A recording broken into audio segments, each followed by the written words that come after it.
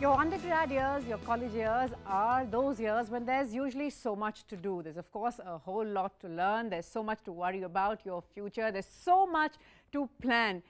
But these are also key years, key formative years where youngsters, and India being such a young country, can do their bit to make a real change, to impact those communities that need it the most. Well, that's what we are looking at today with students from Delhi University, a whole host of institutes in Delhi University doing their bit to make positive change to actually impact those who could use all the help. See, let me start by asking you, what has it been like and what is it about community service or wanting to make a real difference, be it to the lives of women, children, whether it's education or sanitation, that attracted you?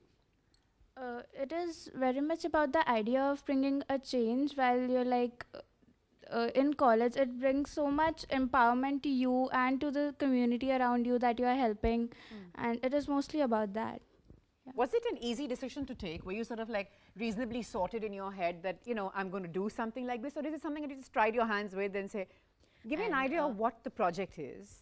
So when we did the actual field work, when we would visit the communities and we would talk to the women, since we largely work with women, when we would talk to them and the kind of feedback they gave back to us of how we and our projects had made a change in their lives and how they now had the confidence to go out and talk to people. Right. I think it just makes you feel not only better about yourself, but also like what you're doing for them and as a team, as a whole, what we're doing. And then I just decided to stick with it. So Right, and I guess that really is sort of like huge vindication, isn't it? Sort of when you hear from people who you are trying to affect, and then you hear from them on how your efforts are actually working in the right direction, that I would imagine it sort of is huge. Yeah, I mean, when you visit the community and you see the impact, like even economically as well as socially, it's very motivating for us that, you know, we as students can create such an impact is a great deal, and it does motivate us to work further for that. Right. I would imagine that, of course, being very big. Tell me, how did you get involved with it and what really keeps you going? Have you been doing it for long? What's unique about Enactus is, probably every one of us would agree, is that it's something concrete, because there's one way to go about helping people, and that is, you know, it could be momentary, it could be one time, charity, fundraising and all. But then when it's Enactus, it's something concrete. It's giving them some structure to fall back upon when we are not there. So it's through entrepreneurship that they have something, so you a teach permanent them sort of how livelihood. to fly on their own when you're not Exactly, there. But you don't really need a crutch in somebody. You don't need someone to lean on. Exactly. But eventually show them how to do it on their own. Yeah. Then what's the one thing, or if I could ask you the one thing that perhaps took you aback or you weren't really expecting when you began doing this? Throughout my school years, I've seen that there's a lot of difference between, as in, you call the people of slums people of a lesser god, right? Because they've been deprived of certain opportunities we are blessed with. So giving them those opportunities in hand and actually looking the change, the twinkle in their eyes when they see that people do care about us. There's someone who's listening to us, and not just the government organizations as well. Even they realize that, okay, there's someone who is there for us, working for us, helping us out. Quite interesting. Also with us now, Farhan Petiwala, President and CEO in Enactus India. Mr. Petiwala, you're perhaps hearing what all these students are saying, you know, talking about our focus, of course, this morning is on communities, on making a real change on the ground. Do you believe that students like this are really the new India, the India that wants to do something in whatever capacity it might be able to at present to actually make a change? Students have been doing a great job. And let me take you back a little. You know, Enactus is an international non-profit. We operate in 36 countries. And we partner with more than 1,700 colleges and universities, where we empower more than 70,000 students to step out of the college into the community and to go and apply whatever they learn in college with real people to improve livelihood of people. And you heard some of these students from Delhi University talk about how engaged and empowered they feel when they go and empower the people below poverty line or people in need to improve their livelihood. So clearly, there's a huge potential when the youth decides to go and connect with the bottom of the pyramid, as C.K. Prahlad says.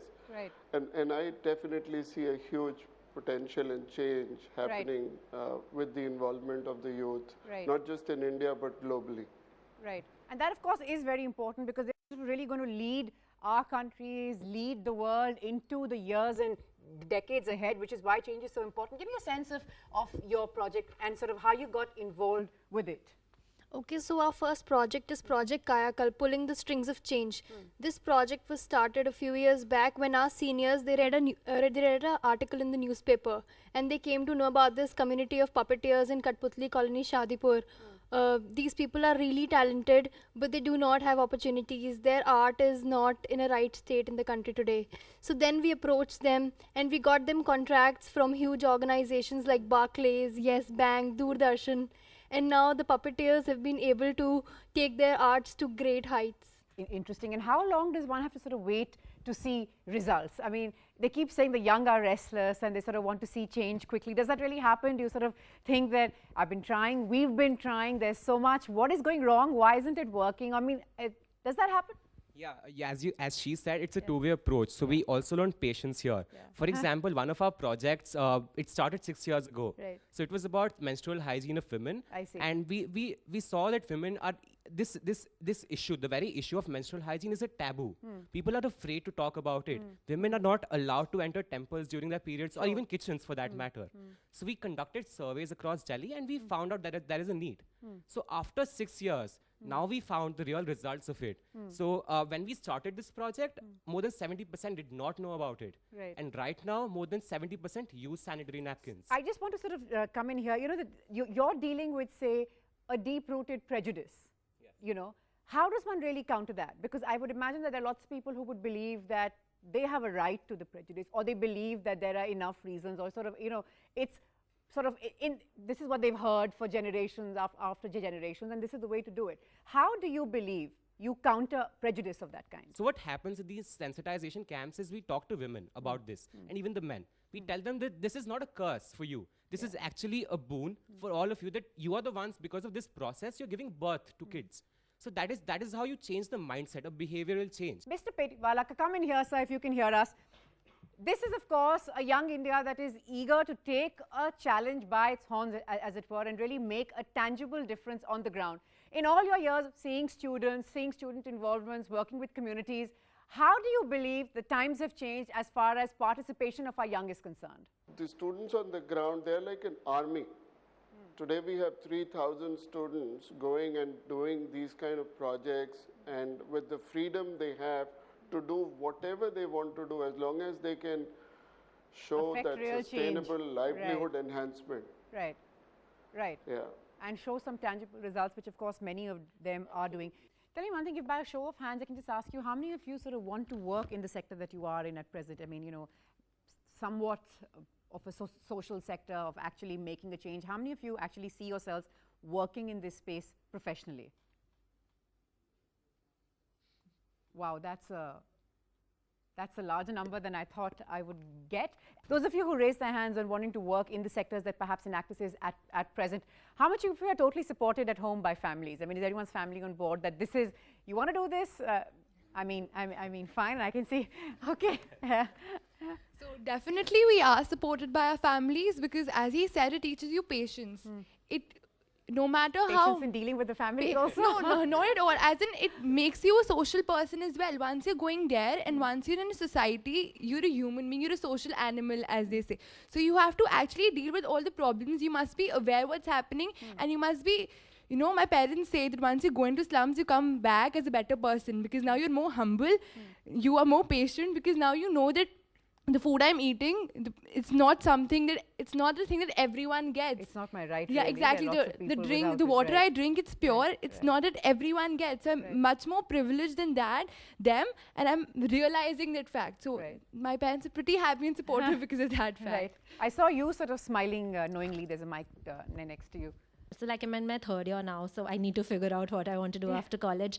So I am looking up courses which focus on development and social work and all of that, because I have been working for the past 3 years with something that is largely involved with hands-on like work with the community. And so it's given me a great groundwork to what I can expect in the future. And I think talking about the family, I think luckily for all of us, we all come from very privileged families who allow us the freedom of choice. And that's why I think we're not being stopped by them to even look into that sector. In fact, particularly for me, my parents are glad that I'm looking for working into the social sector, because they feel that I should give back to the society. Sure, So we have a view there at the back, if you can just pass the mic there. What about you? What is the kind of project that you're working with, and how did you get involved? I'm working with Project Tarang. It's basically we're working with women and we teach them tailoring and stitching skills. So we're working with this community in Dhaula Kuan. Now, what has affected me while working with this project, that the fact that I didn't know I could be so patient working with people.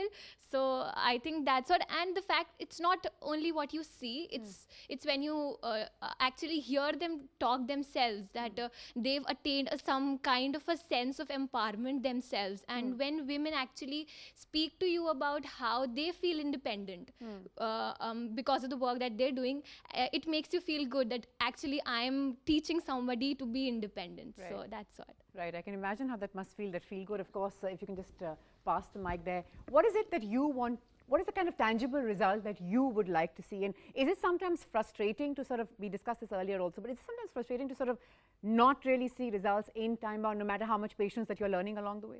Yeah, of course it is. I mean, when you're working so hard, and especially when you recruit new people and they are all inspired to, see results ASAP. But the thing is that when we're working with the community and we get so attached to them, it's not about getting results just for us. We want results for them. So no matter how much time it takes, we want the results to be 100% for them. So no matter how much time it takes, we would like them to, no matter how much time it takes, we would like to see some results. Yeah, we would like to see some results. So it's Sure. like, it doesn't have to be within 3 months, it can be within a year. Sure. But we want them to get the most out of the experience, and we want to make them self-reliant and self-sustainable. Right. What's the one thing that, say, you have learned through all of this? Or if there's, let me change the question. If you have to explain the one thing that you learned, or the one thing that you imbibed through this, through your time with these kind of projects, to someone who's new and perhaps wants to try his or her hand at this, what would you say it was? Last year when I started in Enactus, I was actually psyched by the whole social entrepreneurship concept and everything. That's why I joined. It really sounds loaded. Yeah. Yeah. Yeah. So, but when you actually work with these people, our entrepreneurs in our Project Kadam, when you talk to them, when you talk to their families, when you see the impact you've created, their happiness in their faces, that's motivation enough for me to continue. I mean, if you actually feel that you've brought a drastic change in only one person's livelihood, I mean, that's enough. That's enough, right.